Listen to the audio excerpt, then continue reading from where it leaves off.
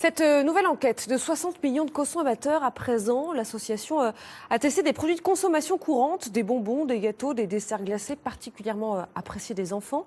Et tous contiennent du dioxyde de titane sous forme nanoparticules. Alors on va en parler en détail avec vous. Claudine Gilbert, vous nous avez rejoint. Bonjour. Mais d'abord, on va essayer de s'intéresser à savoir ce qu'est exactement une nanoparticule. Et on va voir cela avec Lucie Landret. Elles sont invisibles à l'œil nu et pourtant elles sont partout.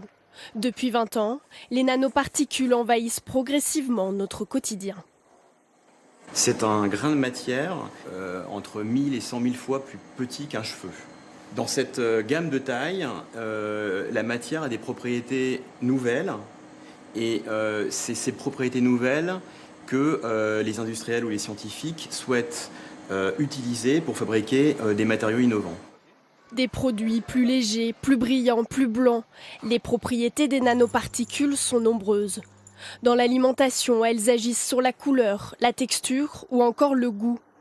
Utilisées pour blanchir certains produits, les pâtisseries ou encore le dentifrice.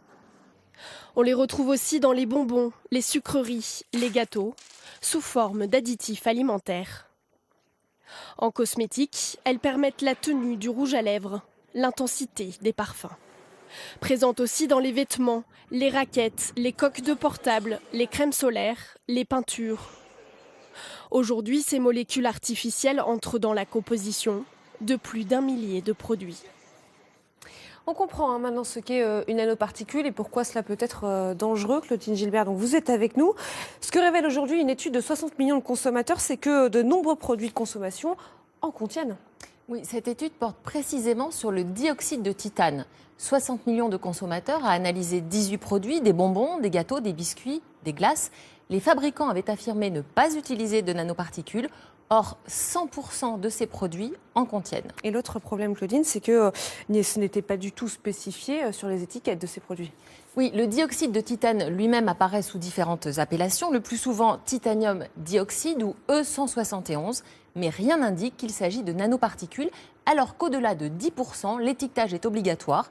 La réglementation n'est donc pas respectée. Donc c'est inquiétant. Si on a mangé ces biscuits, ces glaces, quels sont les risques ? Bien, les risques sont très mal connus. Ce que l'on sait, et ce n'est pas rassurant, c'est qu'ils s'infiltrent partout dans notre corps jusqu'au cœur des cellules. Ils franchissent toutes les barrières physiologiques, l'intestin, la peau. Ils s'accumulent dans le foie et jusque dans le cerveau. Les chercheurs de l'INRA ont montré il y a quelques mois que le dioxyde de titane chez le rat provoque des lésions précancéreuses du côlon. L'urgence est maintenant d'étudier les effets chez les humains, et notamment les enfants. Avec les bonbons, ils sont 2 à 4 fois plus exposés que les adultes. Merci beaucoup, Claudine. On arrête donc les bonbons. Jusqu'où